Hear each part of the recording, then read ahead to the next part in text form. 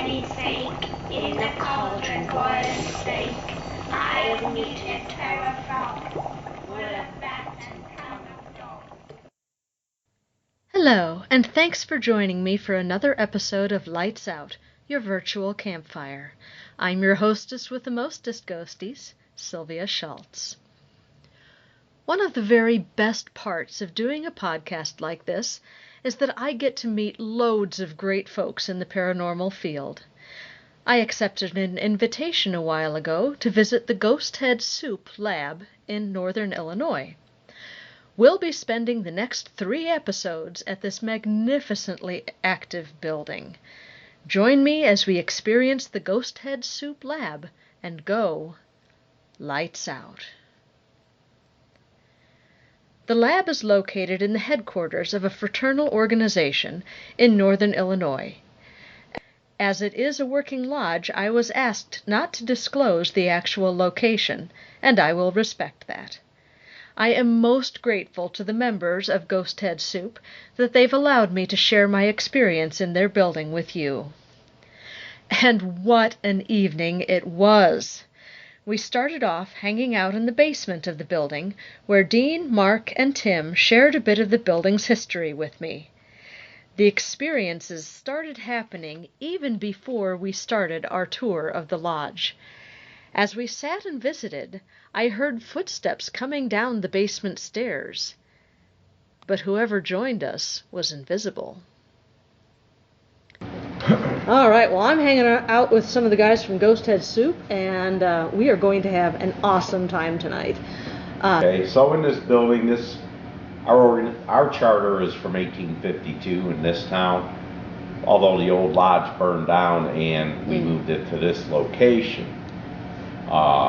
which Tim has history on this property and such. But we have a lot of old regalia in this building, you know, from lodges hundreds of years old. 150, 160 years old. Wow. And we think, and this is a very active location. So the reason we call it the lab is, hey, anytime we want to try an experiment, hey, let's come here. Because we basically have 24/7 access to this place. Sweet. So that's why we call it the lab. We perform a lot of our experiments here. Cool. But, we'll take you on a tour of it later and just show you hot spots, but this place is very active. So that's why we choose to come here. Awesome. Yeah, the building was built in 1966 because the fire burned down the other one, like you said. And before the building was here, there was a house here. Basically owned by one family. The house was built around 1903.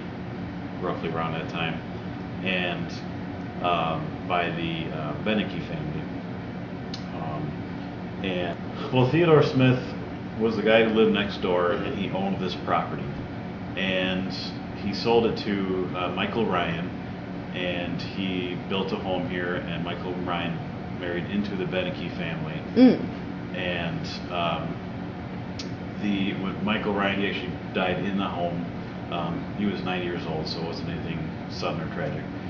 And the rest of the family started dying off, and then their son, Paul Beneke, lived here with his wife. He didn't have any children. Paul's wife died, so Paul lived here by himself for a while. And as he got older, he became a character. As he got older, he couldn't move around as much, so the place kind of fell into disrepair, and he eventually moved in with his sister Lizzie, who lived nearby. And when Paul died, Lizzie got the house, and she was actually a Rebecca.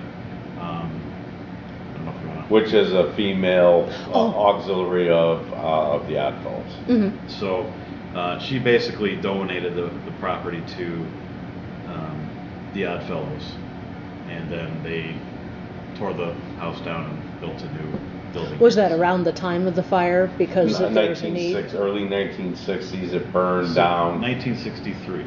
It burned down to 63, and by the time they got all this done here, around 1966 is what the cornerstone says. Okay. But as far as activity goes, we think a lot of it's attached, we think a lot of it's attached to the property for some reason. It seems to be a very busy place, different entities coming in and out. And then we think some old members still hang around here too. Now you gotta remember, we've had on that wall over there, those are brothers that have passed away.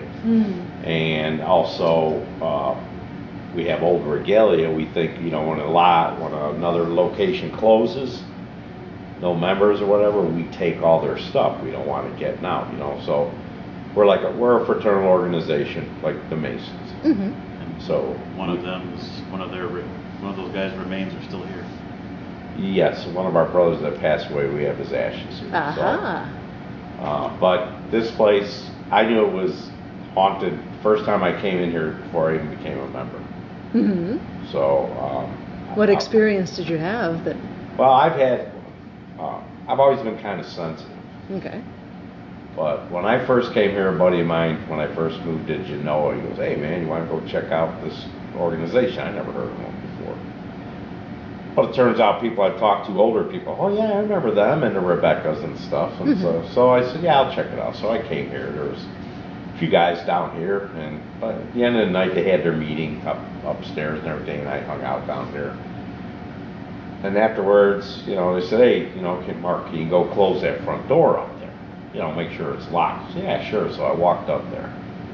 And as I'm locking it, I felt like somebody was right behind me. All my hair stood up. And I turned around, expect to see someone there. Nobody was there. And I ran down the stairs. I came down here, and I said, "This place is haunted." And everyone started laughing. "Oh, you're full of crap." And I'm like, "No, this place is haunted." And one by one, over time, people would come up to me and say, "I was here by myself once, and I felt like I was shoved, and this and this." So it started coming out that people that said I was full of crap, well, everybody had an experience here. So, and once we started investigating here and all that, we just said, "Hey, we don't need to wait for the phone to ring to do an investigation. We can do it here." Fabulous. Yeah, this is where we do all our experiments. Cool. The lab, that's why we call it the lab. Yeah. Right. Perfect. Okay, so what other experiences have people had in this building besides being Well, shoved? we've been here quite a few years. Yeah. When we get upstairs, you'll probably see where most of the experience happens. Oh. It's a giant square room with no windows. So Ooh. you're basically Pitch in the black. dark. In You the can dark. barely see your hands sometimes. There is some light from a computer or something in there, so there's some light from cameras and stuff like that. Every once in a while you'll see, I've seen a black mass walking towards me in the shape of a human, and then I would look up and it would be standing next to me. We've seen what we call lab lights. Explain. Lab lights, we took a simple candle and we took the philosophy of Shoeless Joe Jackson, and he used to stare into candlelight to kind of sharpen his ability to see the ball and And bat. and kind of use that philosophy to our own abilities. So we looked into this candlelight for a few minutes, put it out, and then in the dark room we started seeing these red little lights. The orbs of light. Red and blue and white lights, and we're starting to see this stuff. So we're thinking, okay, we're staring at the candle, and this is the result of it. Right, We're not yeah, it seeing seems like anything. It's just something that some sort of embedded, artifact. Yeah. Then we started seeing the same lights. Oh. Then we had the question, and like, okay, did you just see that one and what like this? Yep. We were all starting to see the same light. Okay. We were all calling it out at the same time in the dark. So, did you see? Yeah, it was over here. And yeah, you so- each have a different pair of eyes. Yeah. And if all the different pairs of eyes are seeing the same thing, oh, that's cool. Yeah. Yeah, and then it wears off. It lasted for a while. I live up in Alden, Illinois, in an old schoolhouse, and we seen it in the attic there too. So the red lights are still there. So I don't know if we did something to ourselves or it was just the heightened of the sight that we did, like Sheila Jackson said. So. Now, did you start off with the candle in the schoolhouse, or just? Here, we started doing the candle. Okay, well, you said you saw the same kinds of lights in the schoolhouse. We call them lab lights when we see red lights in dark places. Did you kickstart it with the candle in the schoolhouse? Is what I'm asking.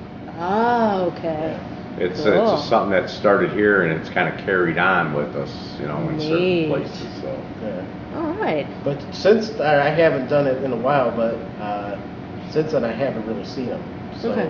Occasionally we might see one or two, but not like we did before. Yeah, Mark and I actually saw a giant globe of white light in front of George. Yep. And he didn't see it. This was only a week ago, right? About a week ago? No, that was... Okay. And you could hear us both on the audio saying, "Oh," at the same time. And we both described it at the same time. And George was like, "I didn't see anything." And it was like right in front of him. Outstanding. You guys hearing those noises over there? Yup, I certainly am. There's always noises there. You could hear. I didn't know if somebody else was coming in, but I was like, yeah, I can hear it. Well, I didn't want to interrupt when you were talking. So That's cool. You have your recorder on? Tim, I got this on. I have a camera over there. And Tim has a camera on the steering. We've learned too to always keep a recorder going here. I mean, you'll be sitting here, you'll see someone peek around the corner. Nice. And the thing is, we have groups in here by invite. When we tell people, hey, if you hunt this place, just kind of keep quiet of what the actual location is. Because we're very involved with the community here, and I don't want people calling me, hey, can we come hunt your place? So. I understand. But every group that we've had in here has had experiences, so it's a very active location. So. It tends to be more active when new people show up too. Oh, yeah. yay. Oh, yeah. Women as well. Yes, women. Well, I got 2 out of 2 then. I'm gonna lock that side door. So cool. We've had psychics through here.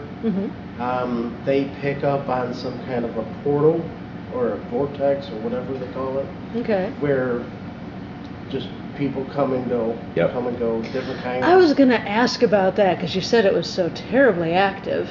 And we've had to feel, after a while you get to know who might be here, you get familiar with them. Okay. But there's times where it's like, okay, this is something new, One of the surprising things was a dog. And Tim felt something brush against his leg. Oh, too cool. The psychic Ruth picked up on the dog, and upstairs with the Tommy's ashes. with Tommy's ashes Is his dog Harley's ashes. Oh. So there is ashes of a deceased Dog. Yeah. Oh, wonderful. And we've had other people say it too. It sounds like there's a dog here or something. And these are from other groups. And we don't tell other groups anything but just a little history of the place. And then a lot of times they pick up stuff. Well, we had one group kind of got mad at us because they thought we were down here talking while they were investigating. And then finally we said, you can come back. And they said, okay, we want just this so-and-so here. That's fine. Well, all of a sudden they heard the same stuff again. They're like, okay, well, But you'll hear mumblings in this place, like talking. It's like you just quite can't catch what they're saying, But that happens a lot here. The closet upstairs is creepy. The corner where the piano is creepy. Well, the whole place is creepy. Yeah, that's where the sword moved on me. Yeah. Oh, right on. With the spirits making themselves known before we'd even started our investigation, I knew this was going to be a fabulous evening. Join me for the next episode when we'll do a quick tour of the lodge. We'll find out what we're getting ourselves into when we go lights out.